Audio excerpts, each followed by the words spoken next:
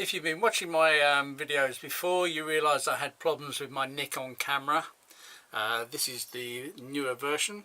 I sent it back to Nikon. They couldn't repair it. They offered me free of charge because I'd already paid a repair bill, free of charge, an updated model, which I accepted. Now, as you possibly realise, we started off with the tunnel. So the 5-foot tunnel went all the way down to the end, and of course now I'm getting to the stage of platforms and getting this bit progressing. So let's take you on a little bit.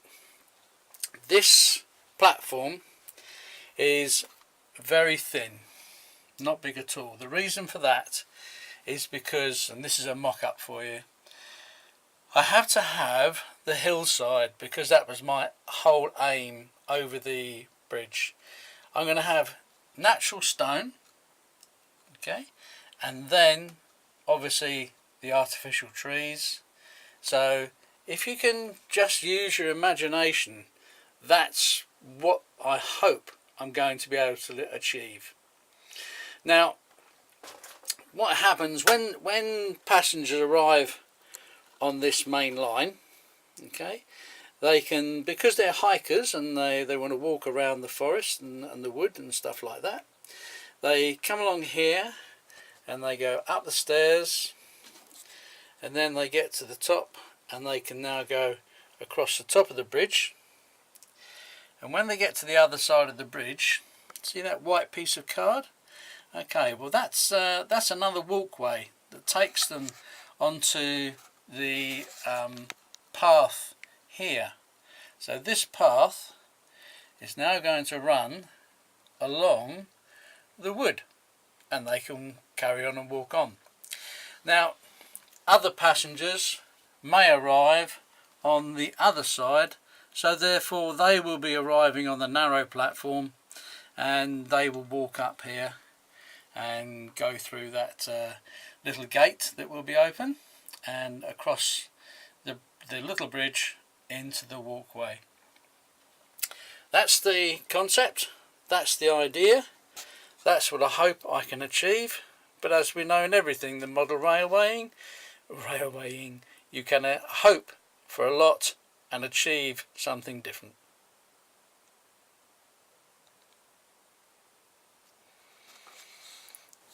You can. You may be wondering how I came across the height for my platform. Well, it was a little bit trial and error.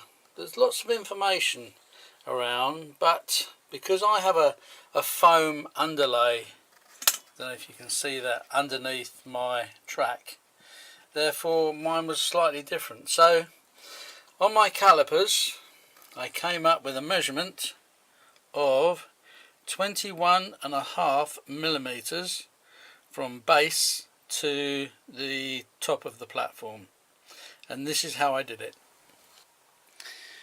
So here we have, I've got a little bit of the paving on there on top of the cardboard, and as you can see the supports just down there. Now excuse me, as the train comes in, can you see the platform step just by the door? It's a fraction above,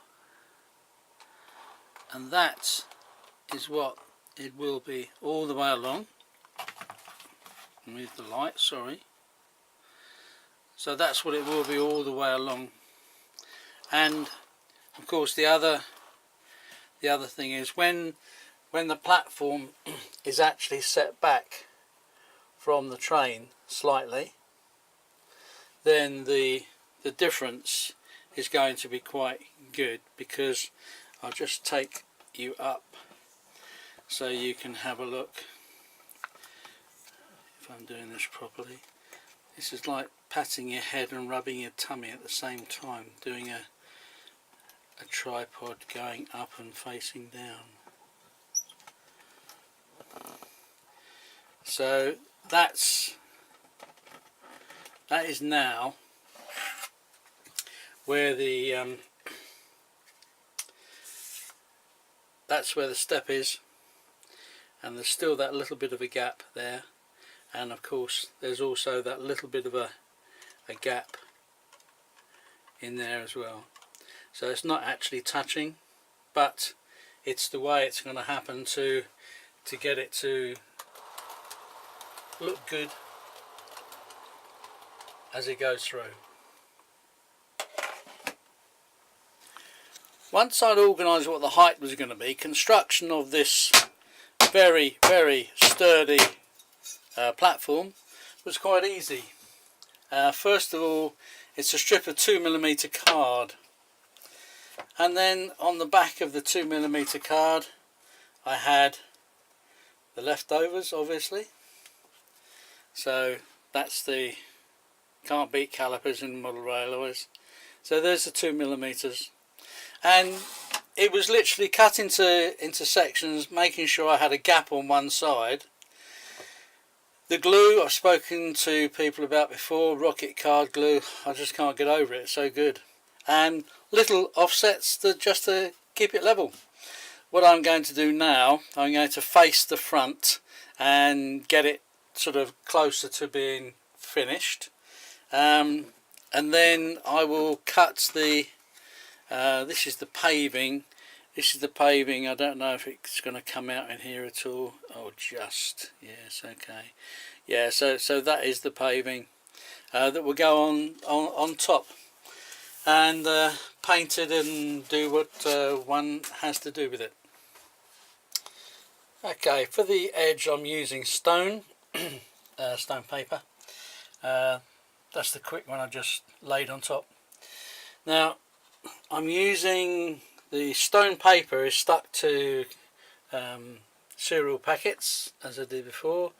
My 18mm, which I gauged is the correct measurement for me for the sides, I've marked with my pencil and my calipers, and cut with a lovely big knife. And this is the best thing going, it's the Morn safety rule, and it's made in England, and I tell you what, that is so safe. You can put your fingers in there and the old knife can go backwards and forwards, and you've saved yourself. Definitely worth buying. This is the rough position for the walkover bridge. It's very tight on that side. It's a 9-foot wide platform. But anyway, that's where we are at the moment. Just to tell you how I've gauged how far it is away from the track. Tractor platform, 2 bits of cardboard, 4mm, up against the sleepers, and that is perfect. What we'll do, I'll just run this train through for you. Sorry about this juggling about. Okay.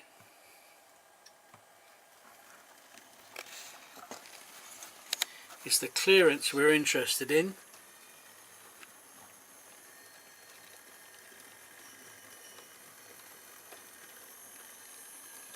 And that's pretty good.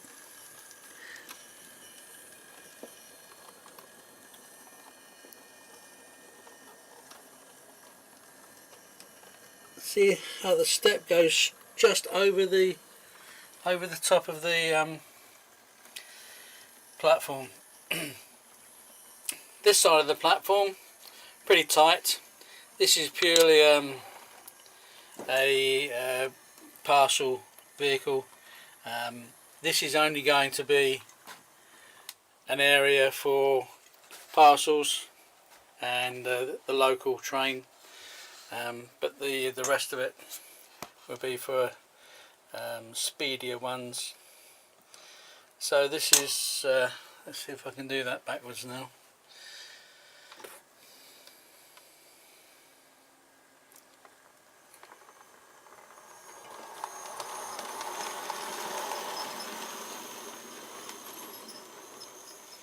Okay, we're clearing that quite nicely.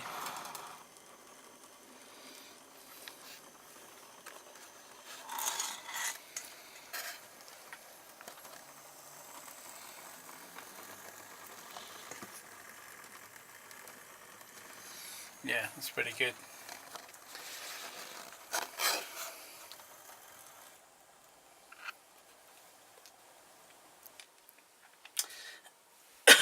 excuse me, continuing on with the platform that's going to go along there, I used the plasticard. Platform or paving. Worked very well. Just painted it grey, mucked about with it. I scored cracks in it, so hopefully you can see the cracks, and that's just going to give a bit more authenticity to this old platform. I had to make myself a slope end because I hadn't included that to begin with, and when that's all in, that'll be great going down onto the side. Now this is going to have fencing. I sprayed this Pico fencing matte black. I hope that's going to work, and the whole idea is I'm going to glue it to the back. I can show you that might be better. So I'm just going to glue those little uprights onto the back of the cardboard to hold it up. So hopefully that's going to look okay. I've also got my lighting. I've got one light every 10 centimeters, which is roughly, I think, 25 feet. I don't know if that's right or wrong, it just looks good at the moment for me. So with this fantastic little device, you can see them on eBay, I've drilled the holes, which is I think 1/2 millimetre or 3/4 of a millimetre, and then the wires go through. This is the tricky bit.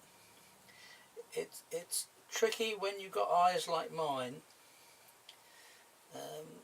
Has that gone through first? Oh, crikey Moses, look at that. How successful can you be when you don't want to be? So this is how, when that is in situ, that will be the light in there, and that will have the fence behind it. So that's how that's going to be finished construction to go over there. Now what I've also done, I've also put my white line along the edge of the platform, and I use this Posca.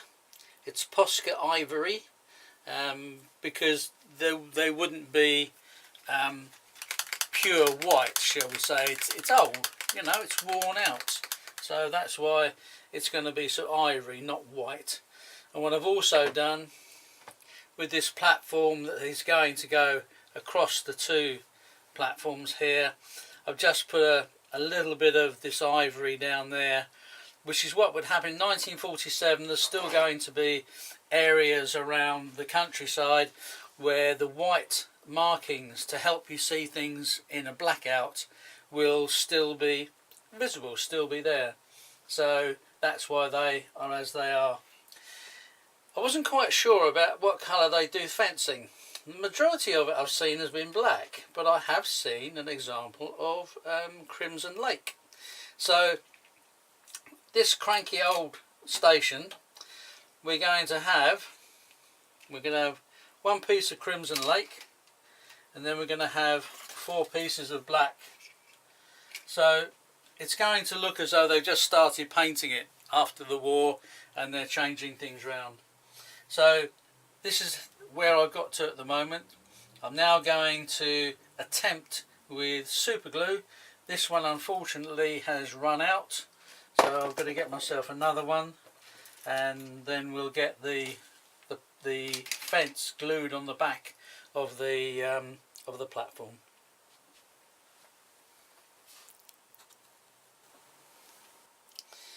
Well, I've got the fence fixed. This is the Crimson Lake, I mean, the red section, and this is going into the black section. You'll see I've cut a few of the fence pales out to show the damage has been caused by something over the years. and that's the type of rock face I'm going to have in the background, which is natural slate. That'll be going up onto my hillside, just to give you that idea. There's another broken bit there just before the red of the K on my cornflakes tunnel. So that's basically all that in place. I did try and use Yoo-hoo to stick the fence in place. Sorry, Yoo-hoo, didn't work at all.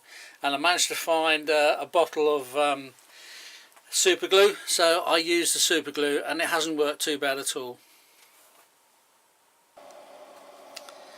I'm not sure how well this is picking it up when it goes onto the video, but these are the lights in situ. The wiring is just temporary, obviously, but it will get better. The lighting in real terms is quite dim. I've got it on 5.4 volts at the moment, and it's not too bad. I'm using this device, which is a bit that comes off of a computer. Let me put the lights back on and then you can see. Wow. Okay, sorry about that, bit sharp, wasn't it? So yeah, I've got this all wired up so we know what it is, and I'm taking 5.4 off of that at the moment. So that's the platform virtually done.